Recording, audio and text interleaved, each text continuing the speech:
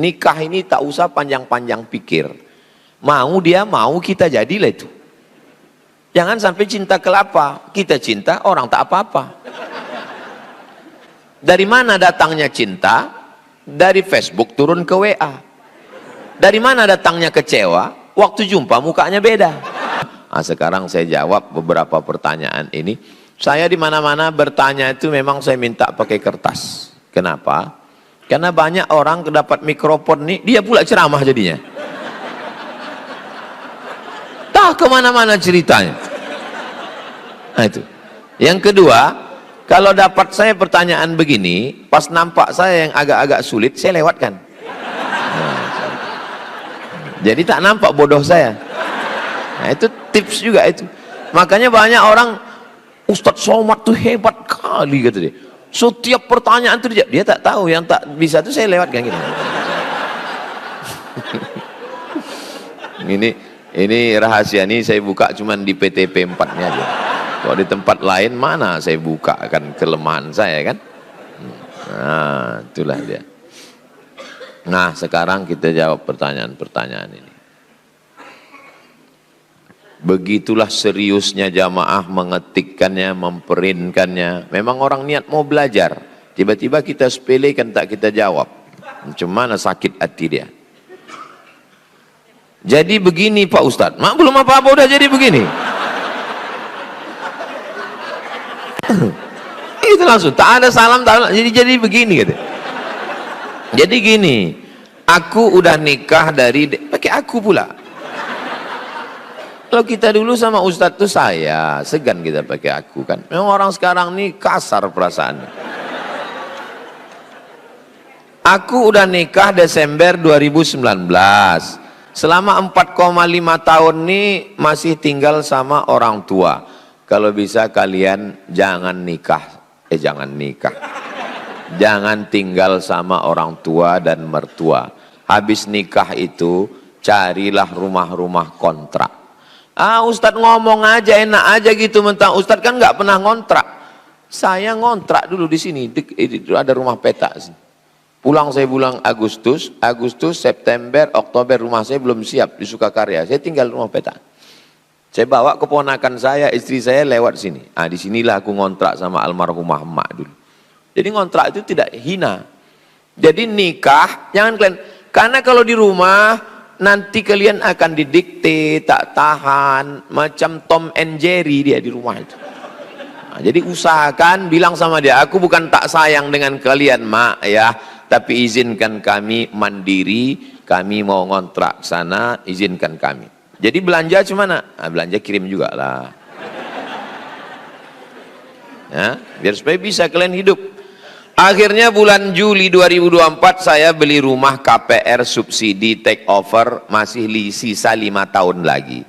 Sebenarnya saya juga nggak mau ambil rumah yang masih ada utang ke bank, takut riba. Tapi keadaannya bikin saya dan suami akhirnya ambil rumah itu dan udah saya tempati juga. Saya juga berniat buat nabung dan cepat-cepat lunasi hutang di banknya. Terus?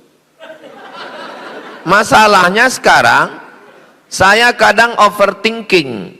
Saya takut Allah cabut keberkahan di hidup saya gara-gara utang bank ini. Saya takut terputus dari Nabi Muhammad karena dosa riba ini. Saya minta nasihatnya. Akad jual belinya sah, bukan batal, bukan fasid. Lalu bagaimana solusinya? Kalau ada aset yang bisa dijual untuk menutupi utang ini, tanya ke bank. Ini kan 5 tahun lagi, ya. Bisa tak kubum ini? Kata dia bisa, tutupkan bisa. Ada yang bisa dijual, entah petak tanah, entah apa, tutupkan ini bisa. Tak bisa Pak Ustadz. Kalau saya letupkan sana, meledak Hiroshima Nagasaki ini semua.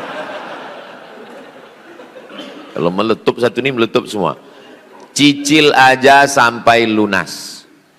Cicil sampai lunas, akad jual belinya sah. Bagi yang belum, jangan transaksi riba.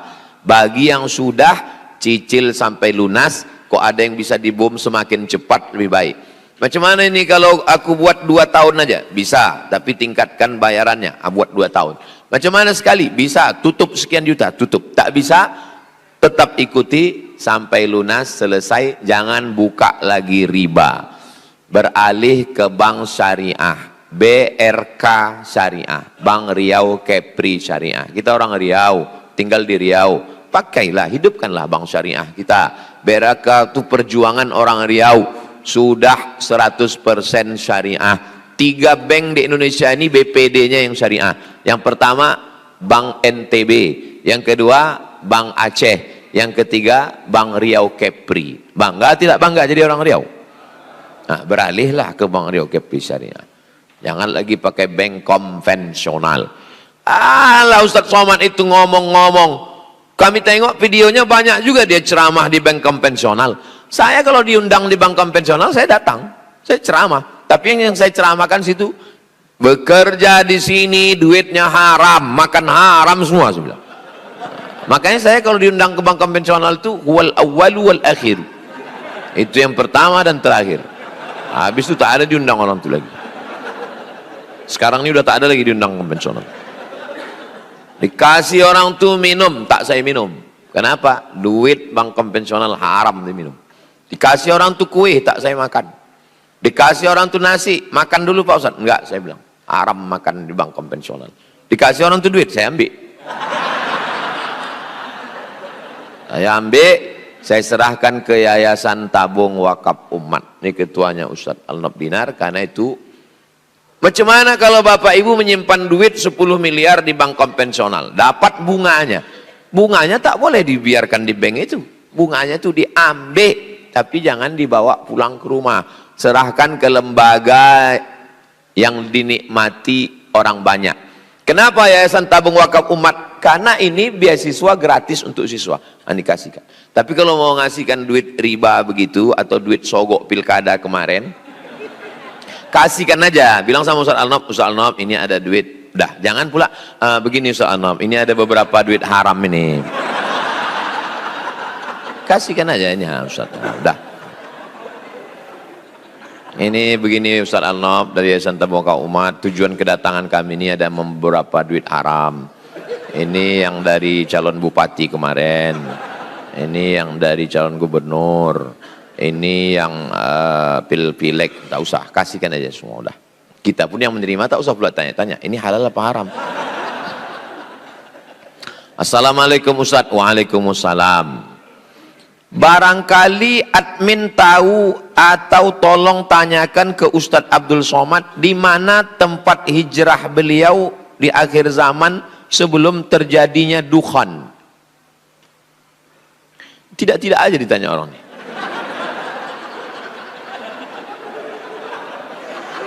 Turun dukhan, dukhan itu asap. Begitu turun dukhan, asap, semua orang baik-baik di dunia ini meninggal. Jadi kita insya Allah selamat dari huru hara hari kiamat.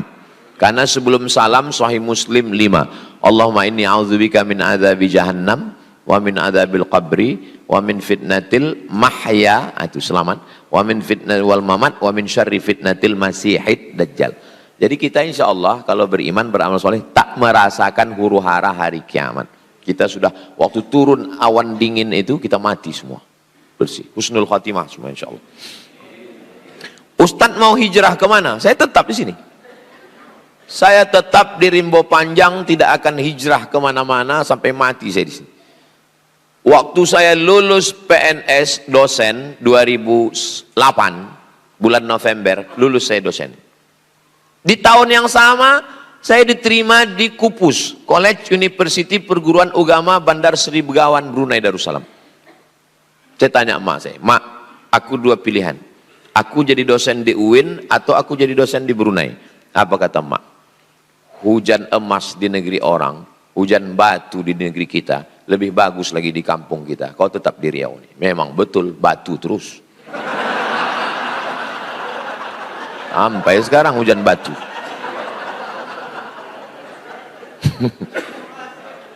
Baru saya paham logika emak saya berpikir. Kalau ku pilih dulu yang Brunei, jadi dosen saya di Brunei, siapa yang masuk ke Talang Mama? Siapa yang masuk ke Bagan Beniau? Siapa yang tablik akbar? Logika orang tua itu memang kadang mereka dapat firasat. Ittaqu firasatal mu'min, takutlah kamu firasat orang beriman, fa innahu yanzuru binurillah. Kalau untuk diri saya sendiri lepas. Kalau saya jadi dosen di Brunei Darussalam, dapat rumah dinas, mobil dinas, bini dinas. Selesai. Kerja saya rumah kampus, rumah kampus, rumah kampus. Tapi mati. Tapi ketika saya di sini, saya merasakan kepuasan batin. Setahun kami 3 kali keluar. Ke Bagan Benio bisa kami bangun pondok, udah siap. Ke suku Talang Mama, ke suku Akit Pedalaman. Sekarang Ustadz Al-Nob buka 1 tahun laki-laki 25 orang gratis. 25, 150. Tempat saya yang perempuan 25. Duitnya dari mana Pak Ustadz? Channel Ustadz Abdul Somad Official YouTube itu 1 bulan duitnya berkisar antara 100 sampai 120, kadang 150. Itu semuanya habis untuk beli beras, minyak, gaji guru, bayar listrik, habis semua.